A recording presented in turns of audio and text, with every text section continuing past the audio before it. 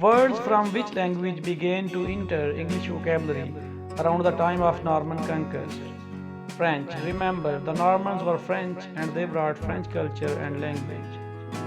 Which hero made his earliest appearance in Celtic literature before becoming a staple subject in other languages?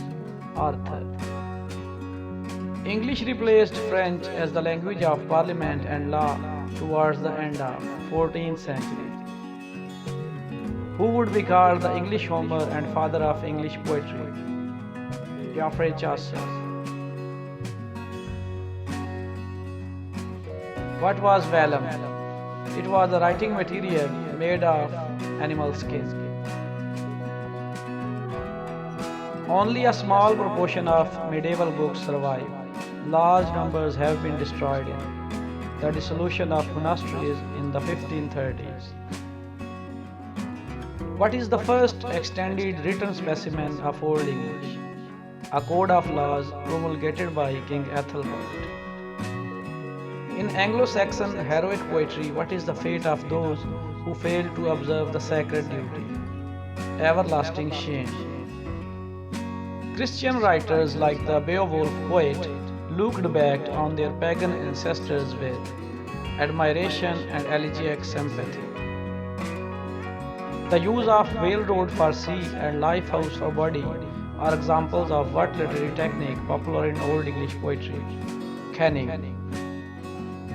Which of the following statements is not an accurate description of Old English poetry? Romantic love is a guiding principle of moral conduct. Which of the following best describes litotes, a favorite rhetorical device in Old English poetry? Ironic understatement. Which of the following languages did not coexist in Anglo-Norman England? The right answer is Dutch. Which 12th century poets were indebted to Breton storytellers for their narratives? The right answer is B and C. Geoffrey Chaucer belongs to 14th century. To what did the word Roman, from which the genre of romance emerged, initially apply? A work written in the French vernacular. The popular English adaptations of romances appealed primarily to the lower orders of the nobility. What is the climax of Geoffrey of Monmouth's The History of the Kings of Britain, the Reign of King Arthur? Ancrine Rival is a manual of instruction for women who have chosen to live as religious recluses.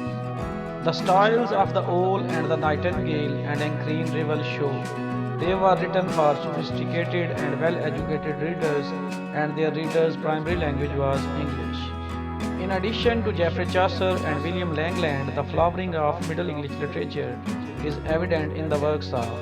The right answer is the Gawain poet.